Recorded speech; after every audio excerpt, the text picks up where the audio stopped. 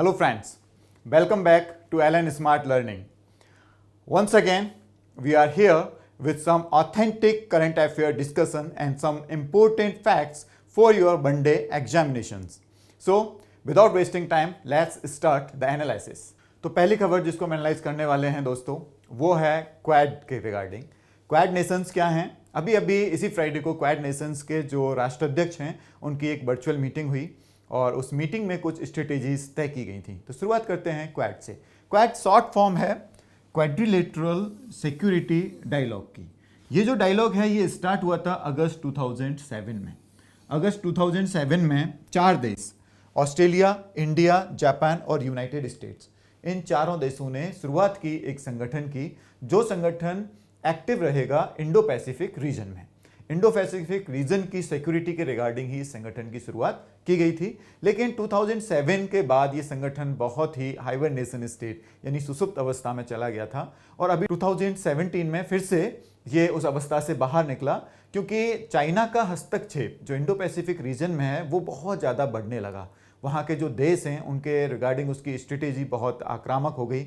अभी आप देख सकते हैं LAC पे कि इंडिया और चाइना के बीच में भी काफ़ी मतभेद चल रहे हैं।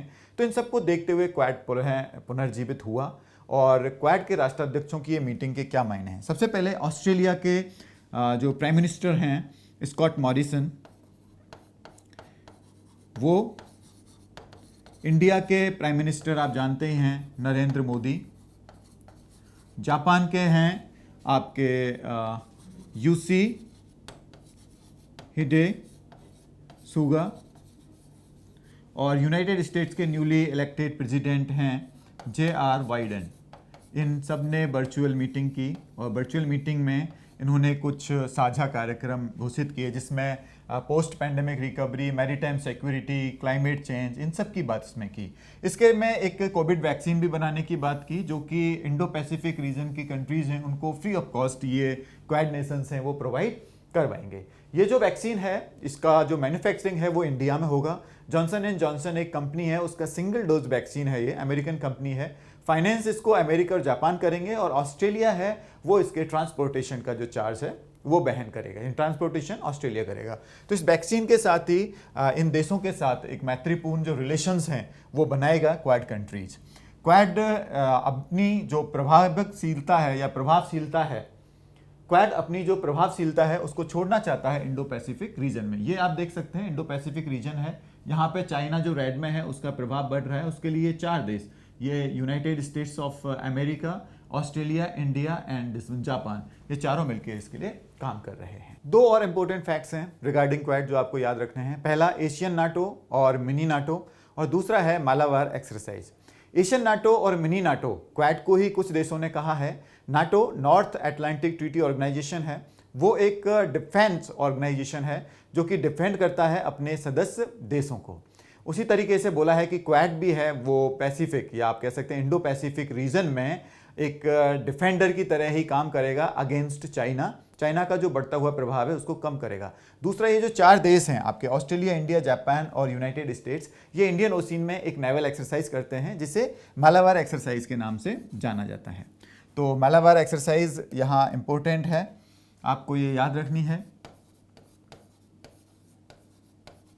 मालाबार एक्सरसाइज ये एक नेवल एक्सरसाइज है और दूसरा आपको जो पॉइंट याद रखना है वो रखना है एशियन नाटो या मिनी नाटो, जिसे क्वाड के जाना जाता है इस नाम से भी।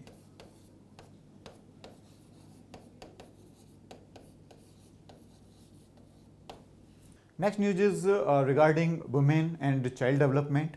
चाइल्ड डेवलपमेंट जो मिनिस्ट्री है यानी women and child development ministry है, उसने अपने जो प्रोग्राम्स हैं, जितने भी प्रोग्राम्स चल रहे थे रिगार्डिंग वुमेन और चाइल्ड डेवलपमेंट, उनको 3 अम्ब्रेला स्कीम्स में क्लासिफाइड कर दिया है।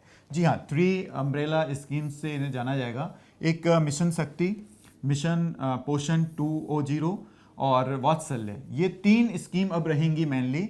और इन 3 स्कीम के तहत, जैसे अगर हम बात करें मिशन शक्ति की, आप जानते हैं शक्ति से ही कि this is regarding protection and empowerment for women.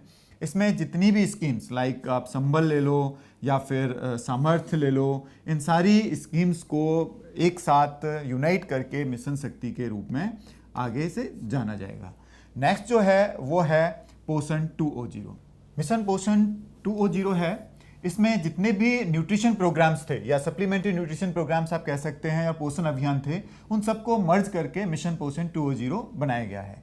इसका जो मेन एम है that is to strengthen nutritional content and delivery outreach और आउटकम्स, उन सबको एक अच्छा और यूनाइटेड संगठित स्वरूप देना ही मिशन पोषण 2.0 का काम रहेगा। इसमें पहले से चली आ रही कुछ स्कीम्स थी जिसमें anganwadi services, Poshan Abhiyaan, scheme for adults and girls, national creche scheme, इन सबको मिला के मिशन पोषण 2.0 बनाया गया है। और लास्ट है वो है मिशन वात्सल्य। मिशन वात्सल्य के अंतर्गत चाइल्ड प्रोटेक्शन सर्विसेज को इंक्लूड किया गया है। इसमें चाइल्ड वेलफेयर सर्विसेज और चाइल्ड प्रोटेक्शन सर्विसेज को एक साथ सारी जितनी भी अब तक जो गवर्नमेंट की उसके रिगार्डिंग योजनाएं थी उन सबको मिला के मिशन वात्सल्य में इंक्लूड कर दिया गया है। इसरो अपना पहला जियो इमेजिंग सैटेलाइट लॉन्च करने वाला है 28 मार्च को। जियो इमेजिंग सैटेलाइट्स क्या होते हैं, क्या इनकी उपयोगिता रहेगी, कौन से व्हीकल से इन्हें लॉन्च किया जाएगा, ये सारी बातों का डिस्कशन हम यहाँ करते हुए चलते हैं। पहला GSAT-1 नाम है इस जियो इमेजिंग सैटेलाइट का और ये लॉन्च किया जाएगा GSLV F10 रॉकेट से। 28 मार्च को इसे लॉन्च किया जाएगा, 28 मार्च 2021। अगर बात करें हम GSAT-1 की, तो ये इंडिया का पहला ऑब्जर्वेशन सैटेलाइट है in geostationary orbit. Geostationary orbit में पहला ऑब्जर्वेशन सैटेलाइट है। सबसे पहले जो GSAT-1 है इसे जियो सिंक्रोनस ऑर्बिट में पहुंचाया जाएगा और उसके बाद एक बूस्टर रॉकेट की मदद से इसे जियो स्टेशनरी ऑर्बिट में ले जाया जाएगा। GSAT-1 की जो उपयोगिता है वो रहेगी रियल टाइम ऑब्जर्वेशंस के रिगार्डिंग। हमारे जो बॉर्डर एरियाज हैं, जो इंडियन सब कॉन्टिनेंट है, उसमें हम बहुत अच्छा बॉर्डर मैनेजमेंट कर सकते हैं रिगार्डिंग डिफेंस, और डिसास्टर मैनेजमेंट भी कर सकते हैं। अगर कोई डिसास्टर या इस तरह की कोई प्राकृतिक आपदा आती है तो उसके मैनेजमेंट में भी इस सैटेलाइट से हमें काफ़ी मदद मिलेगी। अगली जो न्यूज़ है वो आ रही है अमेरिका से। अमेरिका एक परेशानी को अभी झेलने वाला है जो हर 17 साल बाद वहाँ के नागरिकों को झेलनी होती है। क्या है वो है सिकाडा की वजह से। सिकाडा क्या होते हैं? सिकाडा आप देख सकते हैं, ये सिकाडा है। सिकाडा एक फ्लाइंग बग होता है। इसका क्या होता है कि ये 17 साल तक हाइबरनेशन में रहता है। 17 ईयर्स तक हाइबरनेशन में रहने के बाद ये फिर से वापस, जैसे ही टेम्परेचर बढ़ता है उसके बाद फिर से ये वापस सरफेस पे आता है, और सरफेस पे आने के बाद ये बहुत ज़्यादा billion and billions of cicadas will be there on, और उसके बाद वो एक मैटिंग सॉन्ग जो होता है वो उनका चलता है, और वो उसका जो साउंड होता है वो लगभग 100 डेसिबल का होता है। तो ये जो 100 डेसिबल का साउंड है ये बहुत लंबे समय तक जब वहाँ के लोगों के कानों में जाता है तो उन्हें बहुत परेशानी होती है। दूसरा ये है कि सिकाडा कैसे वर्क करता है। तो सिकाडा, जैसे आप कह सकते हैं, सिकाडा को अगर देखें तो जैसे हमारे यहाँ पे लोकस्ट स्वाम्स होते हैं, आपने टिड्डियों के बारे में सुना होगा, टिड्डी दल के बारे में सुना होगा, वैसी ही प्रॉब्लम वहाँ पे होती है सिकाडा की वजह से। सिकाडा जो होते हैं वो हाइबरनेशन में चले जाते हैं। हाइबरनेशन से निकलने के बाद जब वो मैटिंग सीजन उनका जो होता है वो 17 साल बाद होता है। 17 साल के बाद उनके मैटिंग होती है, मैटिंग सॉन्ग्स होते हैं। मैटिंग सॉन्ग के बाद उनकी जो फीमेल होती है वो अंडे देती है पेड़ों पे अंडे देने के बाद फीमेल है वो मर जाती है, और जो अंडे हैं उनसे बच्चे निकलते हैं और नीचे ज़मीन पे गिरते हैं। ज़मीन पे गिरने के बाद वो ज़मीन में अंदर चले जाते हैं और जो पेड़ों की जड़ होती है उसके पास हाइबरनेट करते हैं और पेड़ों के जड़ों का जो दूध होता है उसे पीते रहते हैं। तो ये इनका एक लाइफ साइकिल रहता है और ये लगभग 17 साल का लाइफ साइकिल इनका होता है। अभी एक प्रजाति है ब्रूडेक्स सिकाडास जो हैं उनकी वजह से वहाँ पे बहुत ज़्यादा प्रॉब्लम्स होने वाली हैं। नॉर्थ कैरोलिना डिस्ट्रिक्ट्स और बहुत सारे दूसरे डिस्ट्रिक्ट्स हैं यूनाइटेड स्टेट्स के वहाँ पे। तो ये आपको याद रखना है सिकाडा और क्या प्रॉब्लम है या क्या रीज़न है और कौन से स्टेट में होती है। तो यूनाइटेड स्टेट्स में मेनली प्रॉब्लम होती है, नॉर्थ अमेरिका। जो नेक्स्ट न्यूज़ है वो है from the area of defence, project 75। क्या है प्रोजेक्ट 75 और क्या इसकी उपयोगिता है, इसकी बात हम यहाँ करते हैं। सबसे पहले प्रोजेक्ट 75 जो है उसके अंतर्गत 6 स्कॉर्पियन क्लास अटैक सबमरीन्स बनाएगी इंडियन नेवी, और वो बनाएगी मझगांव डॉक लिमिटेड में। इसकी जो टेक्नोलॉजी है वो हमने फ्रांस से ली है। इस टेक्नोलॉजी के अंतर्गत 6 सबमरीन्स बनानी हैं। 6 में से 3 सबमरीन्स अभी कमीशन्ड हो चुकी हैं, कालवेरी, खांडेरी और करंज। ये जो सबमरीन हैं इन्हें कमीशन कर दिया गया है। अभी जो 4th स्कॉर्पियन है वो है बेला।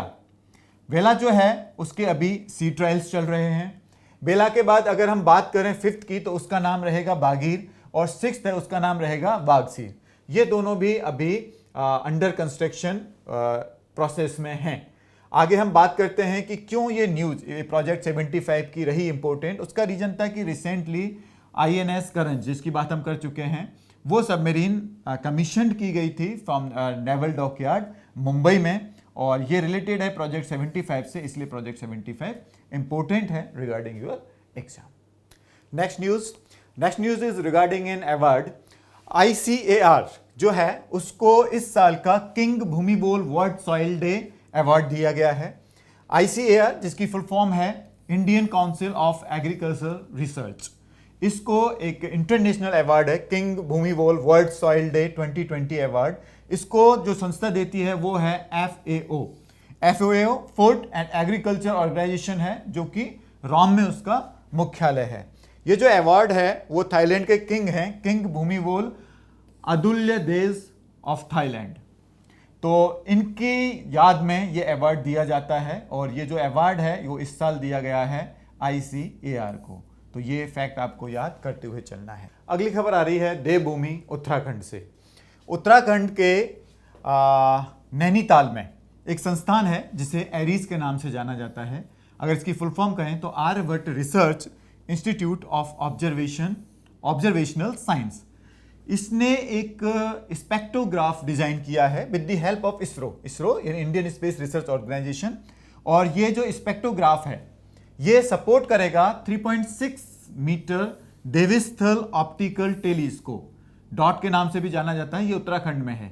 ये इंडिया का सबसे बड़ा टेलीस्कोप है जो कि अंतरिक्ष में ग्रहों नक्षत्रों उनका अध्ययन करता है। अगर बात करें हम एरीज की और इस स्पेक्ट्रोग्राफ की, तो इस स्पेक्ट्रोग्राफ का जो काम रहेगा वो सेपरेट करना रहेगा incoming light by its wavelength और frequency and record the resulting spectrum. ये देखेगा कि कौन सा ग्रह या नक्षत्र कितनी दूर है और क्या उसकी पोजीशन रहेगी। अगर बात करें कि इस इंस्ट्रूमेंट को क्या नाम दिया जाएगा, तो इसको नाम दिया जाएगा एरीज डेविस-थल फेंट object spectrograph and camera, ADFOSC। यानी ये अभी जो फेंट ऑब्जेक्ट, जो बहुत ही धूमिल तारे हैं, उनको भी अब अच्छे तरीके से पढ़ पाएगा, देख पाएगा और उनकी जानकारी जुटा पाएगा। अब आगे कुछ इंपॉर्टेंट फैक्ट्स हैं जो कि आपके वनडे एग्जाम के रिगार्डिंग बहुत इंपॉर्टेंट हैं। उन फैक्ट्स की जानकारी लेते हुए चलते हैं। जैसा आप सभी जानते हैं, इंटरनेशनल वुमेन डे ये सेलिब्रेट किया जाता है मार्च 8 को। तो ये आपको डेट याद रखनी है, 8 मार्च को इंटरनेशनल वुमेन्स डे सेलिब्रेट किया जाता है। और इस बार का जो थीम रहा है इसका, वो रहा है चूज टू चैलेंज। ये फैक्ट आपको याद करते हुए चलना है। नेक्स्ट है मैत्री सेतु। मैत्री सेतु एक ब्रिज है और ये ब्रिज बनाया गया है फैनी रिवर के ऊपर। फैनी रिवर जो कि त्रिपुरा में है, और ये त्रिपुरा और बांग्लादेश इन दोनों को जोड़ेगा, यानी इंडिया और बांग्लादेश को जोड़ेगा। लेकिन इंडिया का कौन सा स्टेट है, वो है त्रिपुरा। त्रिपुरा को जोड़ेगा बांग्लादेश के साथ। तो मैत्री सेतु ये एक ब्रिज है जो आपको याद करते हुए चलना है, बांग्लादेश और इंडिया के बीच में। नेक्स्ट है वो UNEP के रिगार्डिंग एक न्यूज है। UNEP जिसकी फुल फॉर्म है यूनाइटेड नेशंस एनवायरनमेंट प्रोग्राम। इसका जो हेड ऑफिस है वो नैरोबी में है, और इन्होंने the food waste index report 2021 released की है। तो अगर आपसे पूछा जाता है कि फूड वेस्ट इंडेक्स रिपोर्ट 2021 किसने रिलीज की है, तो आपका आंसर रहेगा UNEP। नेक्स्ट जो फैक्ट है वो है खेल जगत से। खेल जगत में हमारे शटलर हैं PV सिंधु। PV सिंधु जो हैं उन्होंने सिल्वर मेडल जीता है स्विस ओपन सुपर 300, ये चैंपियनशिप थी। और इसमें जो चैंपियन रहे हैं वो रही हैं कैरोलिना मैरिन, जो कि इस वक्त की प्रेजेंट ओलंपिक चैंपियन भी हैं। नेक्स्ट न्यूज वो है आपके खान अब्दुल गफ्फार खान के रिगार्डिंग। इन्हें सीमांत गांधी के नाम से भी जाना जाता है। अभी अभी इनकी जो ऑटोबायोग्राफी थी the frontier Gandhi my life and struggle, ये इसका इंग्लिश अनुवाद किया गया है। ये पाश्तो भाषा में थी जो कि अफगानिस्तान की लोकल लैंग्वेज है, उससे इसको ट्रांसलेट किया गया है इंग्लिश में। और the frontier Gandhi my life and struggle ये नाम रहेगा उस बुक का। नेक्स्ट न्यूज इज कि अभी 75 ईयर्स होने वाले हैं हमारी आज़ादी को।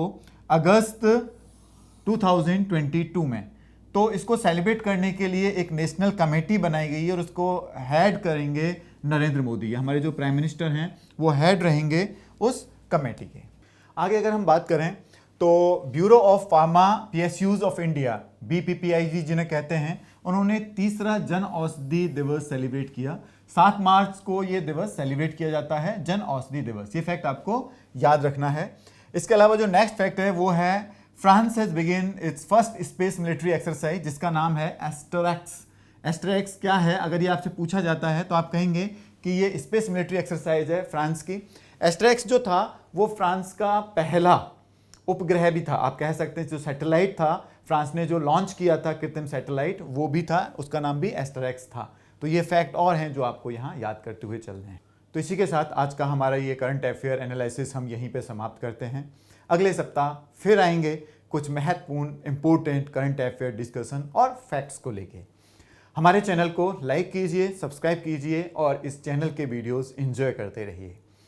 Take care, all the best for your exams.